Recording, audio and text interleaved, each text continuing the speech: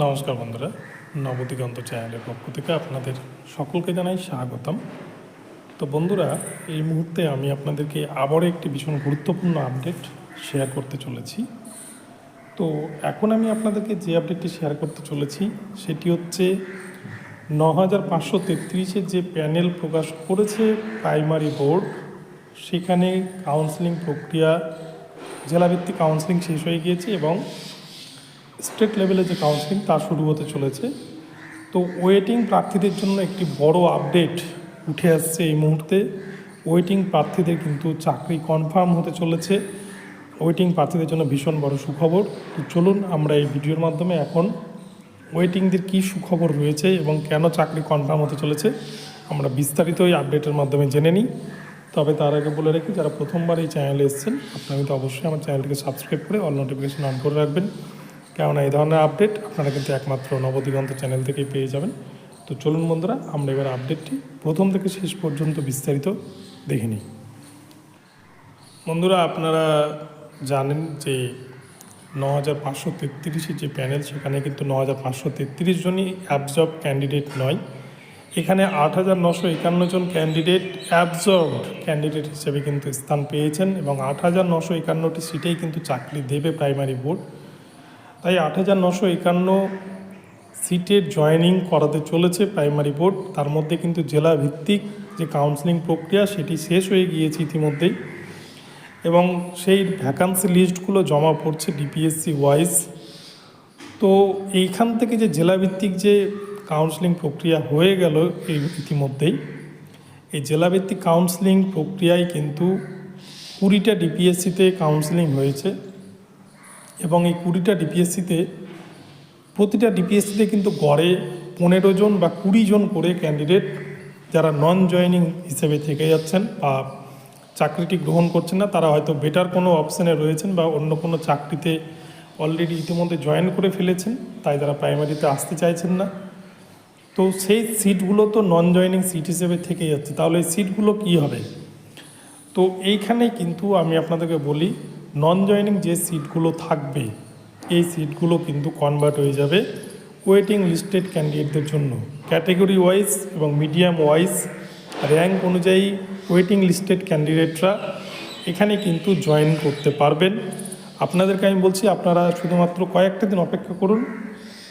Primary board notice দেবে, state wise কাউন্সেলিংয়ের notice দেবে এবং এপিসি ভবনে যে কাউন্সেলিং শুরু হতে চলেছে সেখানে কিন্তু কাউন্সেলিংয়ের পর প্রাইমারি বোর্ড দেখবে যে কতগুলো শূন্যপদ ফাঁকা থেকে গিয়েছে এবং সেই শূন্যপদ অনুযায়ী ওয়েটিং লিস্টেড ক্যান্ডিডেটদেরকে কিন্তু সেখানে ডাকা হবে কাউন্সেলিংয়ের জন্য।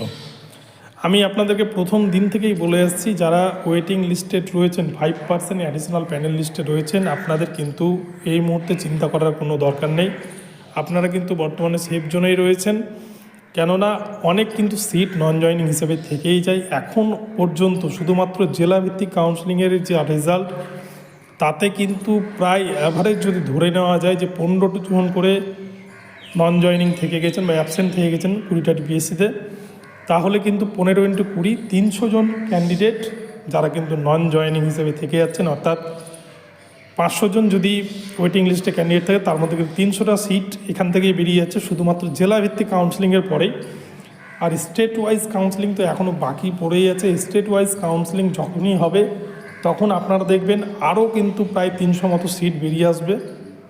ফলে আমি বলছি কিন্তু আপনাদের প্রথম থেকেই যে ওয়েটিং লিস্টেড ক্যান্ডিডেট আপনারা কিন্তু সকলেই এই চাকরিটা পেয়ে যাবেন, আপনাদের টেনশনের কোনো প্রয়োজন নেই।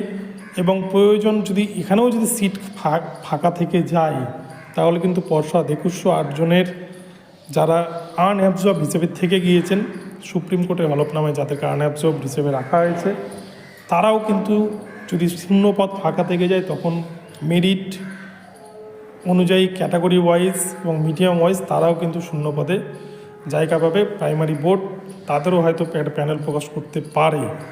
তো সেটা 20/22 ডিএলএডের যে ইন্টারভিউ, সেই ইন্টারভিউয়ের পর যে হলফনামা জমা দেবে, তারপরেই কিন্তু তারা সুপ্রিম কোর্টের অর্ডার অনুযায়ী সেই মতো কাজ করবে।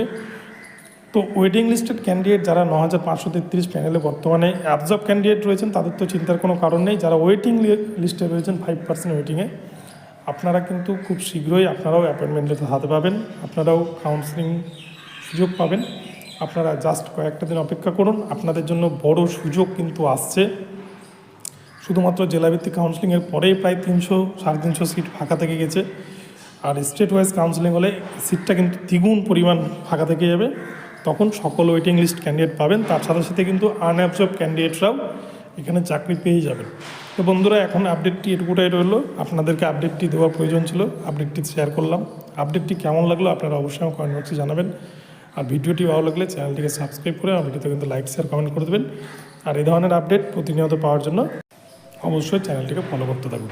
ধন্যবাদ। পরবর্তী আপডেট নিয়ে আবার আসছি, দেখা হচ্ছে পরবর্তী ভিডিওতে।